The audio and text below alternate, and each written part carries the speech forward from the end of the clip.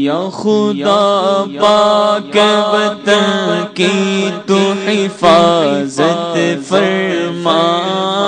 یا خدا پاک وطن کی تو حفاظت تعالیٰ علیہ وسلم۔ رمضان المبارک کا مہینہ چل رہا ہے اور رمضان کے مسائل جن سے بہت سارے افراد غافل رہتے ہیں، ان کا روزہ ٹوٹ جاتا ہے، پتہ بھی نہیں چلتا کہ روزہ ٹوٹ چکا ہے۔ نادانی میں غفلت کی بنیاد پر ان اعمال کو کر بیٹھتے ہیں اور روزہ کھو بیٹھتے ہیں، روزے کا ثواب بھی چلا جاتا ہے، ان کو احساس تک نہیں ہوتا۔ تو اس تعلق سے چند مسائل آپ کے سامنے ذکر کرنے کے لیے، بیان کرنے کے لیے ہم حاضر ہوئے ہیں۔ پہلے رمضان المبارک کے ماہ مقدس کے جو روزے نہیں رکھتے ہیں یا توڑ دیتے ہیں، ان کے تعلق سے ایک دو حدیث اللہ کے رسول صلی اللہ علیہ وسلم کی بیان فرما دیں۔ اللہ کے رسول صلی اللہ تعالیٰ علیہ وسلم ارشاد فرماتے ہیں کہ جس نے بغیر کسی عذر کے، بغیر کسی مجبوری کے ایک روزہ بھی اگر ترک کر دیا، ایک روزہ بھی چھوڑ دیا، تو تمام زمانے بھر کے روزے، یعنی کہ جتنی اس کی زندگی ہے وہ زندگی بھر روزے رکھ لے، تب بھی وہ اس ایک روزے کی فضیلت کو، اس ایک روزے کے ثواب کے برابر نہیں پہنچ سکتے۔ یعنی ایسے روزے کہ زندگی بھر جن میں رمضان کا مہینہ نہ ہو، رمضان کے مہینے کے علاوہ جو دیگر روزے ہیں،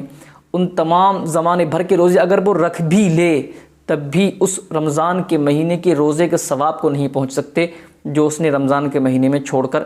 گنوا دیا۔ رمضان کے مہینے میں رکھ کر جو ثواب کماتا، اس ثواب تک وہ نہیں پہنچ سکتے۔ اسی طریقے سے ابو امامہ باہلی رضی اللہ تعالیٰ عنہ بیان کرتے ہیں کہ اللہ کے رسول صلی اللہ تعالیٰ علیہ وسلم نے فرمایا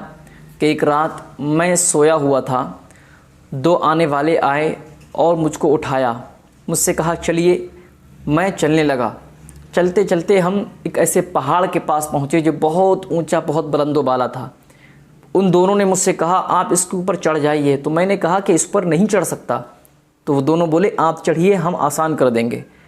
اللہ کے رسول فرماتے ہیں میں اس پہاڑ کے اوپر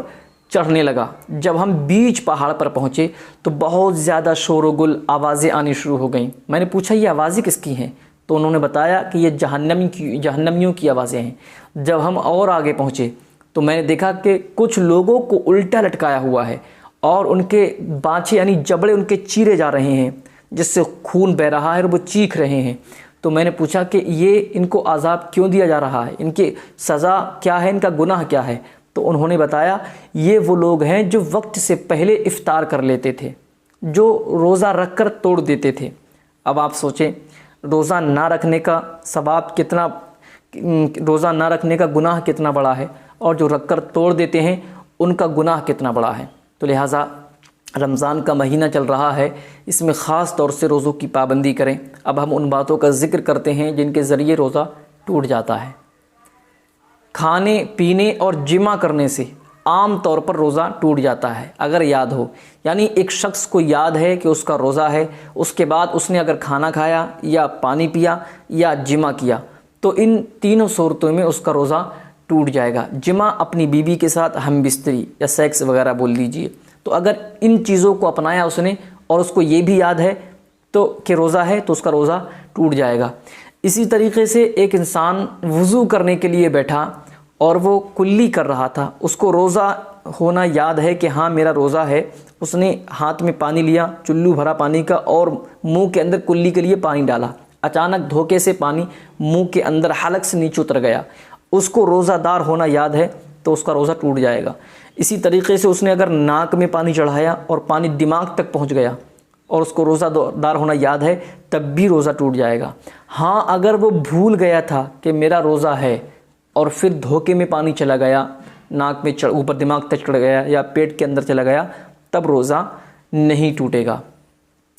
اسی طریقے سے پینے والی چیزیں جیسے کہ حقہ ہے، بیڑی سگریٹ ہے یا تمباکو وغیرہ ہے، پان ہے، اگر کوئی انسان اپنے خیال میں یہ سمجھتا ہے کہ میں حقہ یا بیڑی یا سگریٹ یا سگار اس طور پر پیتا ہوں کہ ان کا دھواں حلق تک نہیں جائے گا، تب بھی روزہ ٹوٹ جائے گا، کیونکہ یہ اس کا اپنا گمان ہے، یہاں تک کہ تمباکو پان وغیرہ بھی اگر کوئی کھائے اور اس کا پیک تھوکتا رہے، اس کو نہ نگلے اور وہ سوچے کہ روزہ نہیں ٹوٹے گا تو روزہ ٹوٹ جائے گا، اس لیے کہ فقہا فرماتے ہیں کہ باریک باریک ذرات ایسے ہوتے ہیں جو ضرور بالضرور حلق سے نیچے اتر جائیں گے، اس کو احساس بھی نہ ہوگا، کبھی سانس کے ذریعے یا تھوک کے ذریعے۔ تو اگر ان چیزوں کے ذرات حلق سے نیچے اتر گئے تو روزہ ٹوٹ جائے گا، اور ظاہر سی بات ہے آپ کتنی بھی احتیاط کر لیں آپ اپنے حلق کے اندر دیکھ تو نہیں رہے ہیں، اس لیے فقہا نے فرمایا ان چیزوں کے استعمال کرتے ہی، ان کو یوز کرتے ہی روزہ ٹوٹ جائے گا۔ اسی طریقے سے ہمارے کچھ افراد جو خاص کر سلائی وغیرہ کرتے ہیں یا دھاگے وغیرہ سے جن کا رابطہ رہتا ہے، تو ان کی عادت ہوتی ہے دھاگے کو توڑا اور توڑنے کے بعد منہ کے اندر چبانے لگے، تو اگر دھاگے کا اس کا رنگ وغیرہ نکل کر تھوک کے اندر مل گیا، تھوک رنگین ہو گیا، اب اس تھوک کو نگل لیا تب بھی روزہ ٹوٹ جائے گا۔ اسی طریقے سے وہ چیزیں جو گھل جاتی ہیں منہ کے اندر رکھو تو گھلنے لگتی ہیں، جیسے چینی کے دانے ہیں یا نمک کی کنکری ہے، اس کو اگر کسی نے منہ کے اندر رکھا چینی کے دانے یا نمک کی کنکری اور وہ گھل گئی، تھوک کے اندر مل گئی، تھوک نگل گئے تو روزہ ٹوٹ جائے گا۔